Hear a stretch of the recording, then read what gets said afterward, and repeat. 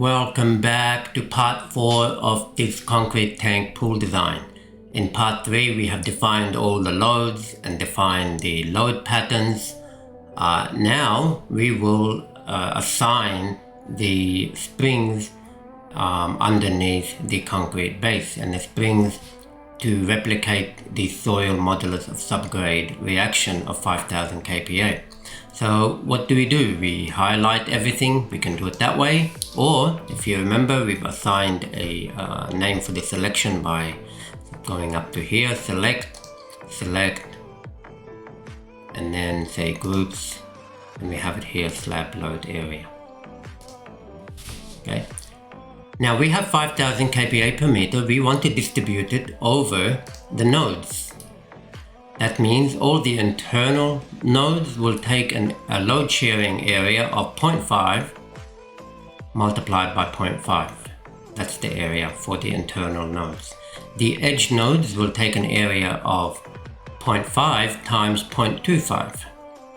And then the corner will take an area of 0.25 times 0.25.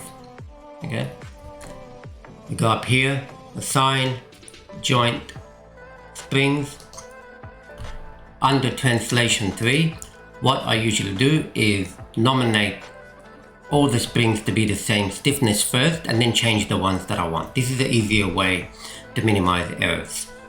So under here, I put 5000 multiplied by 0.5 times 0.5, which will give me 1250 kilonewton per meter. So it takes 1250 kilonewton to suppress all the one internal node a meter vertically. Okay, press OK. Now it's time to change the edge joints from left to right. We can highlight it like this and leave out the corners. Okay, and then come do these ones.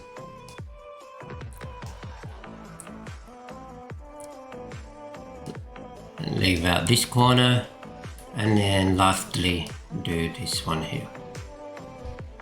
Make sure that the corners are not selected, only the edge joints. We do the same thing, assign joint springs.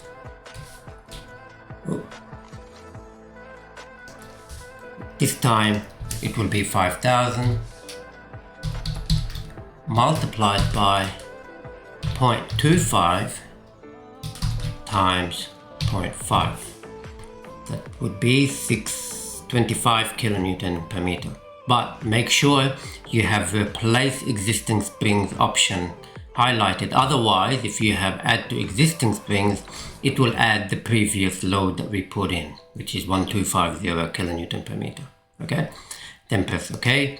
Lastly, we have the corners. We highlight them separately and do the same thing, assign joint springs, and this time it's going to be 5000 multiplied by 0.25 times 0.25, which is 312.5 kilonewton per meter, and then press OK. You will notice here in the 3D image the springs have been drawn under all the nodes or all the joints. Okay, I think that's enough for this video, but in the next part we will now assign all the loads. It will take, the next part will be a little bit longer, but once we assign the loads, I think we will be done, and then we can run the model and check all of our results. If you have enjoyed this video, please share, like and subscribe so that others may also learn as well. Thank you for watching and have a great afternoon.